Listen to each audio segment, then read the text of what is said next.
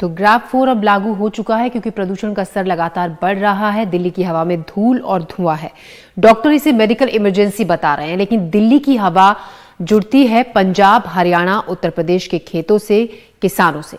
खेतों में पराली जलाने का धुआं दिल्ली की हवा में है, इसीलिए जरूरी है किसानों को विकल्प मिले ताकि वो खेतों में आग ना लगाए। हमारी ग्राउंड रिपोर्ट बता रही है कि किसानों को मदद चाहिए ताकि वो भागीदार बने हवा को साफ रखने में, लेकिन कई आर्थिक परेशानियों ने उन्हें भी असमंजस में डाल दिया है।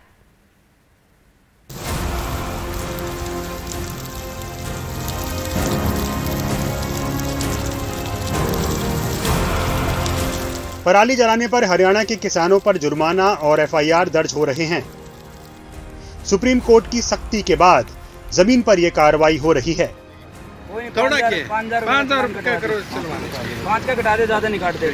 जिससे पराली जलाने की घटनाएं तो कम हुई हैं, लेकिन इससे आबोहवा और वातावरण पर कुछ असर हुआ है लगता नहीं है। हवा पिछले सालों की तरह ही जहरीली है।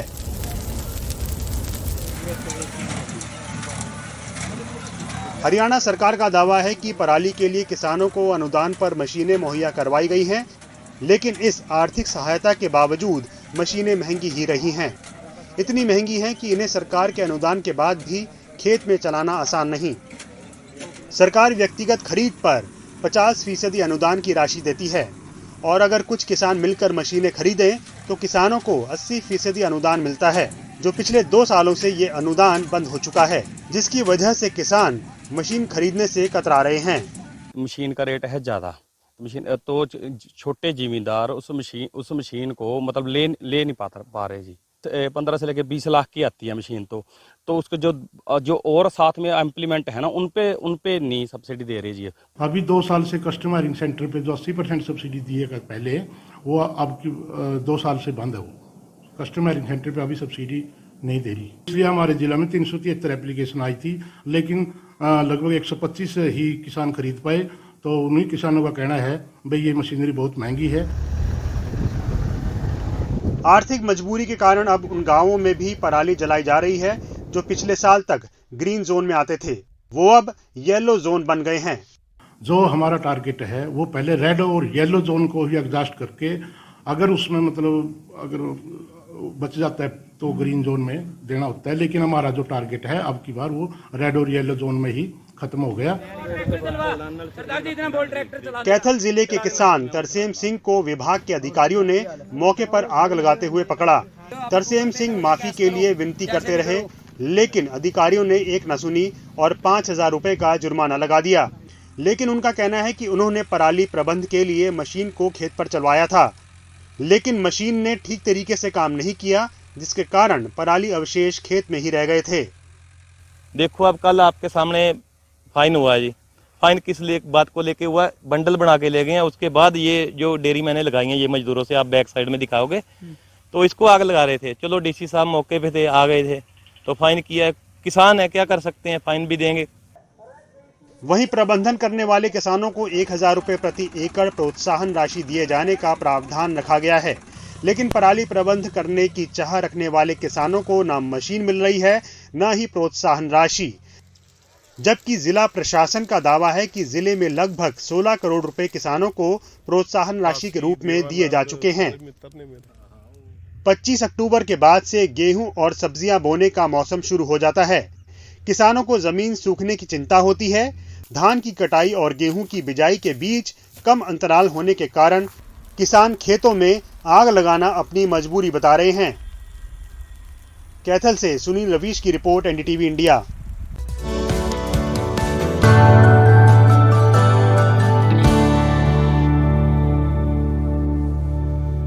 दिल्ली एनसीआर में प्रदूषण का स्तर लगातार गंभीर श्रेणी में बना हुआ है। आसमान में स्मॉग की चादर फैली है। दिल्ली एक बार फिर से गैस चैंबर में तब्दील हो गई है। दिल्ली का औसत AQI फिलहाल 440 है, फरीदाबाद में 426 है, जबकि गाजियाबाद में AQI 413, नोएडा में AQI 403 यानी कि अति गंभीर श्रेणी में बना हुआ है। ग्रेटर नोएडा की स्थिति में मामूली सा सुधार हुआ है और यहां का AQI है 396, जो कि गंभीर श्रेणी में है। दिल्ली एनसीआर में प्रदूषण की गंभीर स्थिति को देखते हुए ग्रैप 4 लागू कर दिया गया है। इसके लागू होते ही दिल्ली एनसीआर में डीजल, कमर्शियल व्हीकल और सभी तरीके का कंस्ट्रक्शन पूरी तरह से रोक दिया गया है। प्रदूषण को देखते हुए दिल्ली सरकार ने 5वीं तक के सभी स्कूलों को 10 नवंबर तक बंद करने का फैसला किया है। 6ठी से 12वीं तक के स्कूल भी बंद रहेंगे, लेकिन इन कक्षाओं की ऑनलाइन क्लासेस चलेंगी।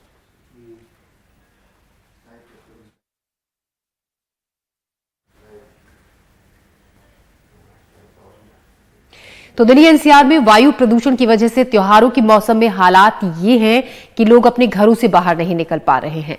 अपनी रोजी रोटी के लिए बाहर रोजमर्रा का काम करने वालों को तो और भी ज्यादा परेशानी हो रही है।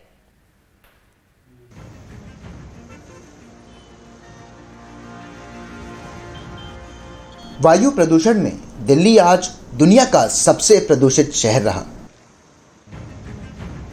स्विस ग्रुप IQ एयर के मुताबिक आज सुबह दिल्ली का एयर क्वालिटी इंडेक्स 700 से ज़्यादा दर्ज किया गया। दुनिया के 10 सबसे प्रदूषित शहरों में भारत के 3 शहर हैं, जिनमें दिल्ली सबसे ऊपर है। त्योहारों के मौसम में दिल्ली NCR में वायु प्रदूषण का हाल ये है कि दूर तक कुछ नहीं दिख रहा। बाजारों में आए खरीदार इस प्रदूषण से परेशान दिखे। अभी मैं सुबह से मार्केट में हूँ, 10 बजे करीब पहुँची हूँ। पूरा गले में खराश हो रहा, आँख जल रही, इतनी ज़्यादा है कि क्या कहें, बहुत ज़्यादा है। दिवाली का शॉपिंग करने आए हूँ, कुछ ले भी लिया सामान वगैरह, और बहुत ज़्यादा मतलब हो ही रहा है। सांस जैसे फूलती उस तरीके से, कितनी जल्दी अब घर पहुँच जाओ, इतनी घबराहट सी हो रही। अपना पेट पालने के लिए रोज मेहनत मजदूरी करने वालों के लिए ये भारी हवा मुसीबत बन गई है, लेकिन उनके सामने ऐसे हालात में भी काम करने के अलावा कोई चारा नहीं है। तो हम गरीब आदमी हैं, हमको तो रोज कुआं खोदना, रोज पानी पीना है। अब कहने का मतलब ये है कि जब हम कमाएंगे नहीं तो हम खाएंगे क्या? हमारे पीछे भी 10 खाने वाले हैं, उसको भी तो खिलाना है, उसको भी तो पालना है मेरा भाई। अब इसके आगे हमारे पास मजबूरी के अलावा मेरे पास है कौन सी चारा? हालात को देखते हुए ग्रेडेड रिस्पॉन्स एक्शन प्लान यानी ग्रैप का चौथा चरण तुरंत लागू कर दिया गया है।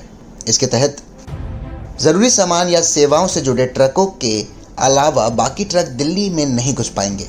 इलेक्ट्रिक CNG या BS6 डीजल के अलावा दिल्ली से बाहर रजिस्टर्ड कोई भी छोटे कमर्शियल वाहन दिल्ली में नहीं घुस पाएंगे। हाईवे, फ्लाईओवर, पावर ट्रांसमिशन जैसे सरकारी निर्माण कामों पर भी पाबंदी रहेगी। NCR में आने वाले राज्य 6ठी से 12वीं तक की क्लास ऑनलाइन करने का फैसला ले सकते हैं। NCR में आने वाले राज्य अपने यहाँ सरकारी या निजी दफ्तरों में 50% हाजिरी की इजाज़त का फैसला ले सकते हैं। केंद्र सरकार भी अपने दफ्तरों में कर्मचारियों को वर्क फ्रॉम होम की इजाज़त देने से जुड़े फैसले ले सकती है।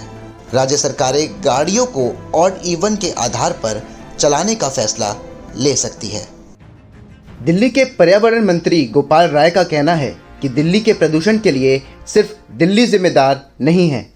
नहीं, दिल्ली सरकार तो कर रही है, लेकिन दिल्ली सरकार करके जो पोल्यूशन कम करती है वो चारों तरफ से यहाँ पहुंच जा रहा है। दिल्ली के अंदर हमने पटाखों पे प्रतिबंध लगाया, बार बार हमने केंद्र सरकार से भी निवेदन किया है, अदालतों ने भी बार बार कहा है, लेकिन टिल आज तक जो है वो अभी भी ये जो स्थिति विपरीत बन गई है, लेकिन फिर भी हरियाणा और उत्तर प्रदेश की सरकार पटाखों पर प्रतिबंध नहीं अभी तक घोषित की है। यानी कि आगे इस प्रदूषण को और बढ़ाने की तैयारी कहीं ना कहीं हो रही है कि दिवाली पे और पटाखे छूटेंगे। आप सोचो और क्या स्थिति बिगड़ेगी। उधर जानकर मानते हैं कि दिल्ली NCR का ये हाल साल भर की लापरवाही के कारण होता है। पिछले कई सालों से बड़े पोल्यूटर्स और सरकार की नाकामियां किसानों के पीछे और इंडिविजुअल कार ओनर्स के पीछे छुपा दी जाती हैं। इसका मतलब ये नहीं है कि इनकी बातें नहीं होनी चाहिए। हमें डेफिनेटली कार को छोड़ना पड़ेगा, अपने प्राइवेट ट्रांसपोर्ट को छोड़ना पड़ेगा, पराली को कम करना पड़ेगा, लेकिन हमें अब जग जाना चाहिए और ये कहना चाहिए कि जो बड़े पोल्यूटर्स हैं उनकी भी भागीदारी इसमें कहीं ज़्यादा है और उनको कभी भी पेनलाइज नहीं किया जाता, उनको सिर्फ एक्सटेंशंस दे दी जाती हैं जब भी उनकी डेडलाइन आती है। इस बीच दिल्ली में दमकल विभाग को भी प्रदूषण पर रोकथाम के लिए पानी के छिड़काव के लिए तैनात किया गया है। दिल्ली का आज का औसत AQI 460 का आंकड़ा पार कर गया है और ये आज भी बेहद गंभीर श्रेणी में चला गया है। किसी भी तरीके से जितने भी ग्रैप 3 के तहत भी जितने प्रयास किए जा रहे हैं वो सब फिलहाल यहाँ पर विफल होते दिखाई दे रहे हैं। हो सकता है कि अब ग्रैप 4 लागू करना ही पड़ जाए, क्योंकि जैसी स्थिति इस वक्त लगातार होती जा रही है, ग्रैप 4 को लागू करना बेहद ज़रूरी हो गया है। ये सिर्फ दिल्ली का आनंद विहार नहीं बल्कि दिल्ली NCR के तमाम इलाकों के इस वक्त यही हाल है। शुभांग सिंह ठाकुर, NDTV, दिल्ली। भारतीय क्रिकेट टीम ने एक तरफा मुकाबला दक्षिण अफ्रीका को 243 रन से हरा दिया और जीत लिया। इसके साथ ही वर्ल्ड कप में भारत ने लगातार 8वीं जीत दर्ज की। विराट कोहली की रिकॉर्ड 49वीं शतक और जडेजा की शानदार गेंदबाजी की बदौलत भारत ने ये जीत हासिल की। विराट कोहली और श्रेयस अय्यर की पारियों की बदौलत भारत ने 326 रन बनाए थे। विराट ने 101 रन और श्रेयस अय्यर ने 77 रन की पारी खेली। जवाब में दक्षिण अफ्रीका की टीम 27.1 ओवर में 83 रन बनाकर ऑल आउट हो गई। विराट कोहली सबसे तेज 49 शतक के माइलस्टोन पर पहुंचने वाले बल्लेबाज बन गए हैं। सचिन तेंदुलकर ने 451 पारियों में 49 वनडे शतक बनाए थे, जबकि विराट ने यह अचीवमेंट 277वीं पारी में ही हासिल कर लिया।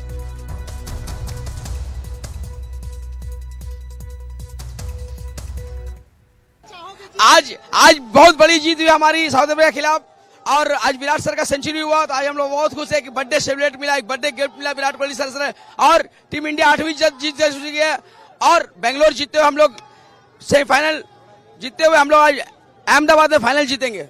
ये जन सैलाब रुकने वाला नहीं है और इंडिया टीम जो है बैक टू बैक रुकने वाली नहीं है और ऐसा नहीं छोटे मोटे स्कोर से नहीं, बैक टू बैक 300, 290 इस हिसाब से मुझे क्राउड में तो अलग ही मोमेंट था। हर जगह गब्बर गब्बर, बट दिल से सारे जितने भी फैंस मेरे हैं गब्बर के हैं, बहुत मिस कर रहे हैं और इस वर्ल्ड कप में खेले तो शायद अलग ही जन सैलाब को देखने को मिलता है। नंबर 1 नंबर 2 का मैच था, ये बहुत ही नेक्स्ट लेवल मैच हुआ। मतलब एक्सपेक्ट नहीं किया था कि टीम इंडिया 243 रन से यहाँ पर जीतेगी। 83 में ऑल आउट किया साउथ अफ्रीका को। काफी अच्छा मैच हुआ।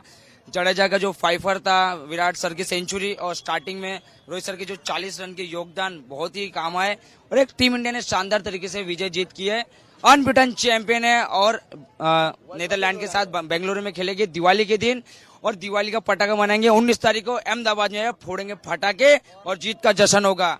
कम ऑन इंडिया, रोके ना किसी के रोके बढ़ता ही चला जाए। टीम इंडिया का विजय रहते इस वर्ल्ड कप में। टीम इंडिया में है भाई बड़े बड़े योद्धा पर किंग कोहली जैसा ना कोई क्रिकेट जगत में। और पहले दिन तो बोला था जो ये आइकॉनिक स्टेडियम में विराट सेंचुरी करेगा, आज करेगा, सचिन से करेगा, टच करेगा और इस वर्ल्ड कप हमारा। नहीं, इंडिया जो फॉर्म में खेल रहा है वो बहुत अच्छा, कोई टीम नहीं पाएगा। ये non stop champion, non stop, ये इंडिया नॉन स्टॉप चैंपियन होंगे और मेरा सेमीफाइनल जीतेंगे, फाइनल जीतेंगे। आज तो इसका जन्मदिन, चक्का 100% सेंचुरी मारेगा। पूरा कितना फैंस है पूरा वर्ल्ड में, सबको दिवाली गिफ्ट एडवांस बोनस दे दिया। एंजॉय, डबल एंजॉय किया सर, डबल धमाका। इंडिया टीम इंडिया भी जीत गया, उसका बर्थडे दिन का special gift, special century, advance Diwali gift बोल दिया ना सर। और क्या चाहिए हमारा फैंस लोग के? बस यही कहेंगे, टीम इंडिया ऐसे ही स्ट्रांग बन के खेलती रहे, सेमीज को जीत के फाइनल में पहुंचे और टीम इंडिया बस ये वर्ल्ड कप हिंदुस्तान में होस्ट हो रहा है और हिंदुस्तानी इसको उठाए। बस यही कहेंगे, भारत माता की जय।